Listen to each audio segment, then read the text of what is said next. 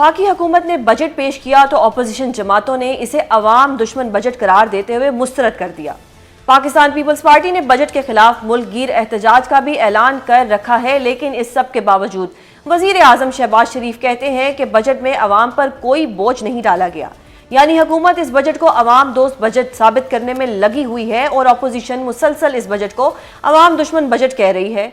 लेकिन अवाम इस बजट को कैसे देखती है, ये जानने के लिए अवाम का रुख करते हैं और आपको दिखाते हैं अपने नुमाइंदे मुर्तजा रॉय का ये खसूसी पैकेज। बजट में सिर्फ अशराफिया को नवाजा गया और गरीब अवाम के लिए टैक्सेस में इजाफा क्यों? इस्लामाबाद के शहरियों ने बड़े सवालात खड़े कर दिए। बेशतर शहरियों ने बजट को सख्ती से मुस्तरद कर दिया। कहा, गरीब आदमी का इस बजट में कोई ख्याल नहीं रखा गया, सिर्फ अमीरों को फायदा दिया गया। तनख्वाहें सिर्फ बड़े अफसरान की बढ़ाई गई हैं, मजदूर और निचले तबके का कोई पुरसाने हाल नहीं। कोई रिलीफ नहीं है।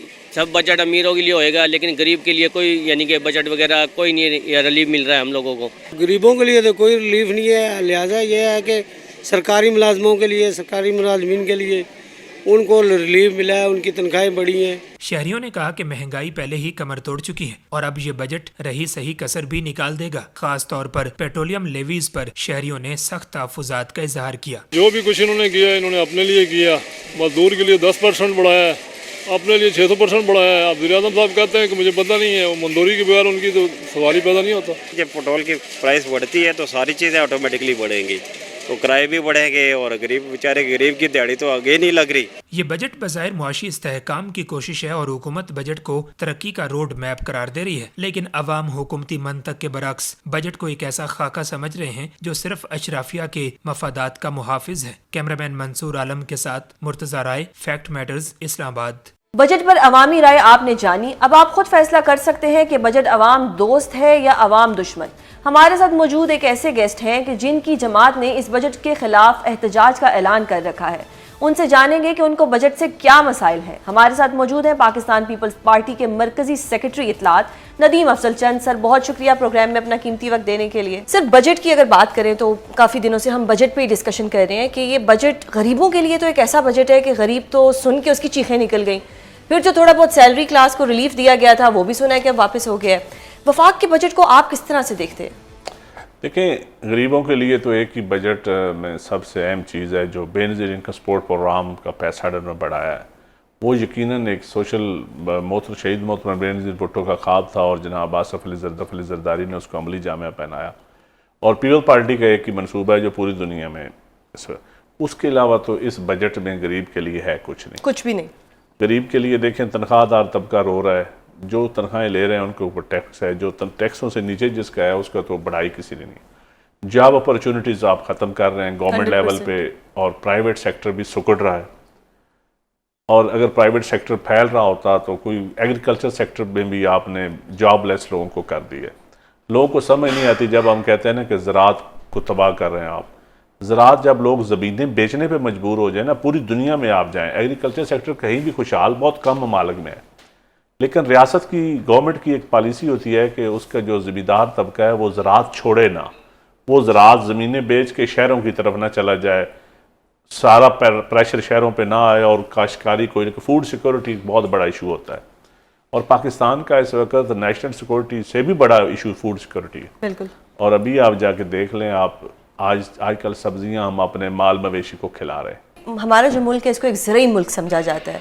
अब ज़राअत के लिए 4 अरब आपके क्या लगता है जस्टिफाइड है या नहीं? मजीद होना चाहिए था या ये भी नहीं होना चाहिए? देखिए, ज़राअत में जो हमारी फसलें हैं वो तो इनके अपने इकनॉमिक सर्वे के मुताबिक 11%, 13%, 14% कई फसलें कम हो गई हैं और ज़री ज़मीनें हमने हाउसिंग सोसाइटियों को दे दी हैं और जो हमारे आम के बागात थे वो भी हाउसिंग सोसाइटियाँ ले गई और जो इस्लामाबाद, रावलपिंडी, गोजरावाला, इवन बड़े शहरों के दरमियान जो फूड बास्केट्स थी वो सारी हाउसिंग सेक्टर को हमने दे दी।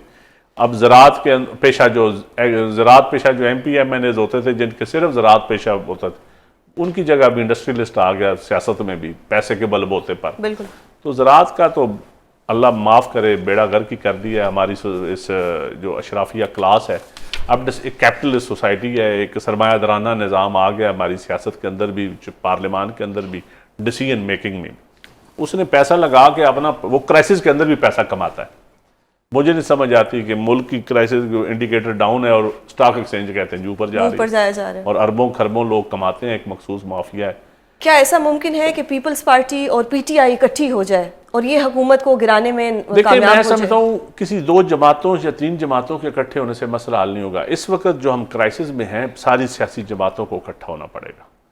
सबसे बड़ा इंटरनेशनल क्राइसिस है हमारे सामने, उसके बड़ा फूड सिक्योरिटी का क्राइसिस है हमारे सामने, उससे आगे हम आवाम की आबादी बढ़ रही है हमारी और वसाइल हमारे कम हो रहे हैं, ये सबसे बड़ा क्राइसिस है। क्लाइमेट चेंज का सबसे बड़ा क्राइसिस है।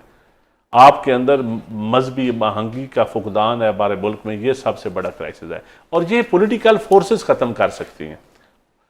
अदल का ना होना हमारे अंदर क्राइसिस है। ये 4-5 क्राइसिस हैं जिस पे पॉलिटिकल फोर्सेस, लीडरशिप सारी जमातों की अगर एक टेबल पे नहीं बैठेगी तो इस वक्त जो हमारे पड़ोस में ईरान के साथ हो रहा है, जो इस वक्त हमारे अफ़गानिस्तान में हो रहा है, खुदा न खास्ता अगला टारगेट हम जिस तरह वज़ीर दिफा ने कहा है, तो पाकिस्तान के लिए भी कोई अच्छी खबरें नहीं हैं। तो उन अच्छी खबरों से निपटने के लिए, बुरी खबरों से निपटने के लिए मैं समझता हूँ कि हमारी पॉलिटिकल फोर्सेस को इकट्ठा होना पड़ेगा। सर, अगर अब मैं सिंध बजट की बात करूं तो इस बजट को आप किस तरह से देखते हैं? वफाक के बजट में ऐसा क्या है जो सिंध बजट में है और बेहतर है? लेकिन सबसे बेहतर है कि सिंध में हेल्थ का एक सिस्टम आ गया। दूसरा, सिंध में जो लोग कहते थे कि हम 40-40, 50-50 लाख घर बनाएंगे, पीपल्स पार्टी ने सिंध में घर बनाकर दिखा दिए। 21 लाख के करीब घर बन गए।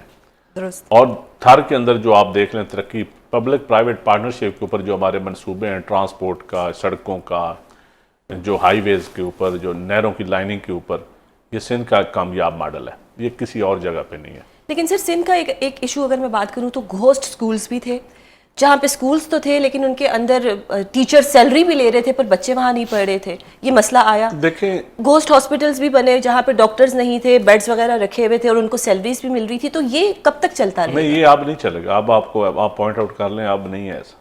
सही, पीपल्स पार्टी की भी तीसरी गवर्नमेंट है वहाँ सूबे में, लेकिन ये उससे पहले होता था और यकीनन एक हिस्टोरिकली सिंध सबसे बैकवर्ड सूबा था।